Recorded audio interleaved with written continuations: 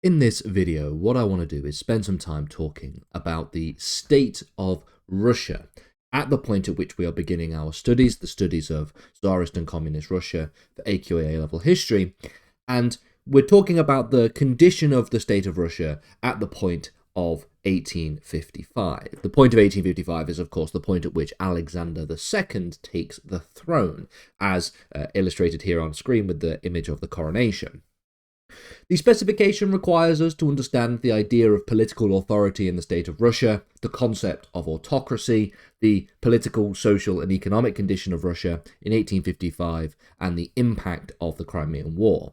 So we're going to talk about the political structure, we're going to talk about the concept of autocracy, we're then going to talk about the Crimean War in more detail. So fundamentally then, in terms of the political structure, at the core of the Tsarist system, the Tsar is the title of the monarchs of the Russian Empire. Tsar is a word that is a Slavic word for Caesar, and essentially that's how we see the translation from the ancient Roman period and from the Byzantine Empire, and it then sort of translates into the Russian language as the result of mainly the reign of Ivan IV, or you might call him Ivan the Terrible. There were previous rulers of, it wasn't Russia at the time, it was the Principality of Muscovy. There were previous rulers that may have used their word Tsar in reference to themselves, like Vladimir III, but it was really truly Ivan IV, Ivan the Terrible, that called himself Tsar. And then from there we get to the point of when Ivan IV dies. There is a period of time in which there is no monarch because Ivan IV kills his son and therefore has no reigning heir, and that ends what is known as the Rurikid dynasty within Russia, or Muscovy at the time. And then this causes a period that is known as the Time of Troubles, at which point the sort of Russian, or the Muscovite political institution, the Zemsky Sobor, picks and elects a new Tsar. This is Mikhail I in 1613, and he is Mikhail Romanov, the first of the Romanov dynasty. Now, this Romanov dynasty will travel all the way through to the end of the Russian involvement in the First World War with Nicholas II, as we'll get to later on. And so this is the period of the Tsarist system, the Romanov dynasty. And at its core then, the Tsarist system was a system that was built on something known as autocracy. The Tsar, as the monarch, is considered to have divine authority and governed without the need for any kind of constitution or without any kind of parliamentary oversight. Russian Tsars then had absolute power, and this is the core of the idea of autocracy. They made decisions on matters of state, matters of military, matters of law, matters of foreign policy, all without the need to get approval from any kind of governing institution. Now, slightly before the period we're studying here, Tsar Nicholas I, the father of Alexander II, articulates the concept of autocracy in Russia as the slogan of, quote, orthodoxy, autocracy, and nationality. The idea here then from the father of Alexander II, Nicholas I, reflects the power of the monarch, it reflects the power of the Orthodox Church, and it reflects the idea of Russian national identity in maintaining control over such a vast and diverse empire. So, we're beginning with our conversation talking about the reign of Alexander II. Alexander II will reign Russia for the period of 1855 to 1881. He is perhaps most notable for initiating reforms that are aimed at modernizing Russia, which we'll get to in future lessons' time. But there are a number of key aspects of the reign that we'll touch on here and then we'll go into in more detail in future lessons. So, probably the most significant of the reforms that was made by Alexander II was the emancipation of the serfs, the Emancipation Edict of 1861. It freed the serfs, which was the majority of the rural population, Essentially, before the reform, around half of the population within the Russian Empire were serfs. This is approximately 23 million people. And this meant that they were tied to the land that they were working, and they were under the control of landowners. After the emancipation then, roughly 20% of the land was redistributed to former serfs, but there are problems with the Emancipation Edict. A lot of this land was insufficient in terms of size, a lot of this land was of poor quality. We also see that there are a number of military and judicial reforms that take place under the reign of Alexander II. Again, that will be a lesson in and of itself. There was the introduction of universal conscription, for example, in 1874. And in terms of local government reforms, you have things like the introduction of local government institutions that became known as the Zemstva. These provided a certain degree of local self-governance, but again, these reforms were still controlled by the Tsar and his government, with the local nobility holding quite significant amounts of power. And ultimately, despite all of these reforms, Alexander II would be assassinated in 1881. There is growing opposition during his reign. Again, this is just giving us a roadmap for future videos. We will also talk about the opposition to Alexander II.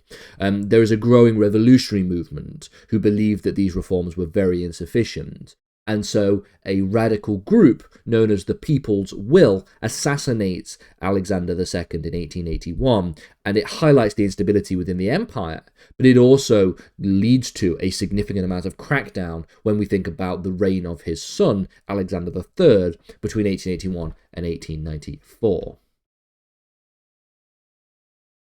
So, in thinking about some of the more key events during this period, the most important one, and the one that is cited by the specification, is of course the Crimean War. This is a major conflict in 19th century Europe involving Russia against an alliance of the Ottoman Empire, France, the United Kingdom, and Sardinia. Its causes were numerous, including this growing Russian expansionism. The Russian Empire seeks to expand its influence down into the Balkans and over what is an already declining Ottoman Empire. The Ottoman Empire had been declining for about a century prior, for quite a long period of time, and this decline of the Ottoman Empire is felt, it is understood, it is seen by all of these other imperial powers. And so there is growing expansionism from some of these other empires that are seeking to essentially take the scraps of this slowly declining Ottoman Empire. Now, ultimately, the Ottoman Empire will not decline fully until it collapses in 1917, 1918 with the end of the First World War. But at least at this time, at this point, there is this genuine belief of a decline of the Ottoman Empire. The Russians also hoped to gain control of the Black Sea and also provide support for Orthodox Christians in the Ottoman Empire. The expansion itself then threatened the interest of not just the Ottoman Empire, but other European powers, including Great Britain and France.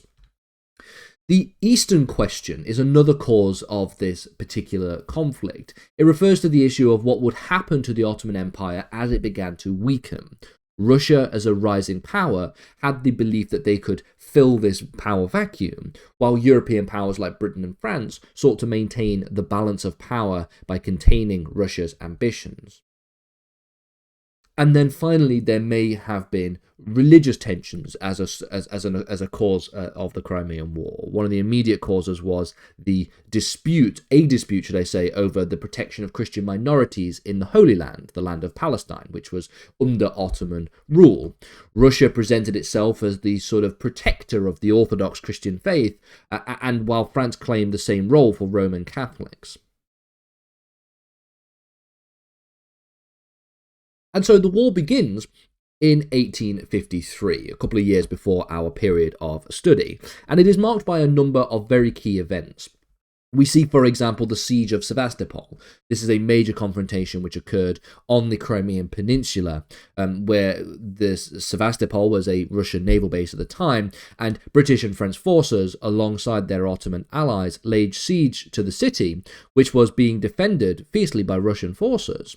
Almost a year of battle, we see that after almost a year of battle, we see that Sevastopol falls in September 1855. There are a number of major battles that take place during the Crimean War as well. The Battle of Balaclava, which is famous for being immortalized in the poem by Alfred Tennyson, The Charge of the Light Brigade, one of the most famous poems probably in British history. That's one of the major battles. Also, the Battle of Inkerman were also part of this conflict.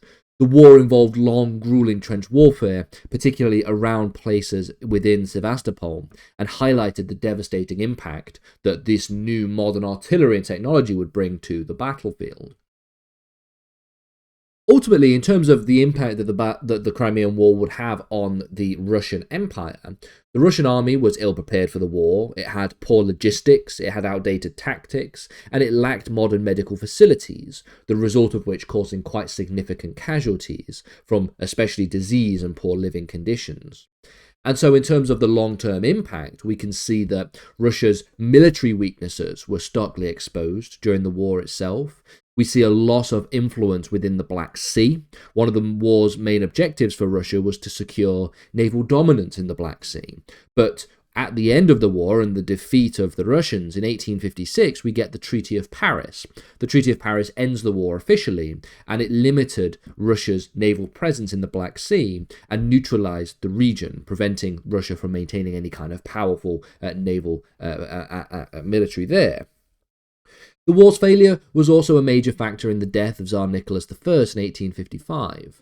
His death marks the end of an era of a certain type of autocracy in Russia, and it will be a type of autocracy that will wane ever so slightly during the reign of Alexander II, with the major reforms that take place, but would ultimately resurge when we start thinking about the reign of Alexander III and Nicholas II. Which will only officially end when we get the Russian Revolution of 1917. We also see that it has a financial impact. The Crimean War highlights the amount of technical backwardness associated with the Russian Empire. So in terms of industrialization, particularly in things like transportation and military equipment. And so following the war, there is a concerted effort by the Russian Empire to essentially try to modernize and to industrialize the Russian state. The war places a financial burden on Russia. The cost of mobilizing an army with the expense of rebuilding after the war was a strain on the major economy of the time. In terms of the broader diplomatic consequences, the Treaty of Paris, as I just noted, from 1856, isolated Russia in diplomatic terms. So under the treaty's terms, Russia had a limited military and naval capabilities, which was a major blow to its prestige and would probably contribute to the failures that we will see later on in conflicts such as that of the Russo-Japanese War in 1904, which we'll get to in future lessons. After the war as well, Russia's foreign policy had to be recalibrated. It took some time for Russia to regain its status as a major European power. And so all of these things having a profound, long-lasting impact on Russia leads to events that will eventually culminate in the emancipation of the serfs and the various different military, local and judicial and educational reforms that we see under Alexander II.